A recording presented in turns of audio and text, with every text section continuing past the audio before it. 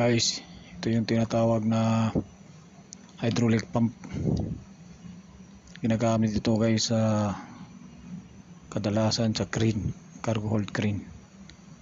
Ito po yung sa hydraulic pump ng hoisting.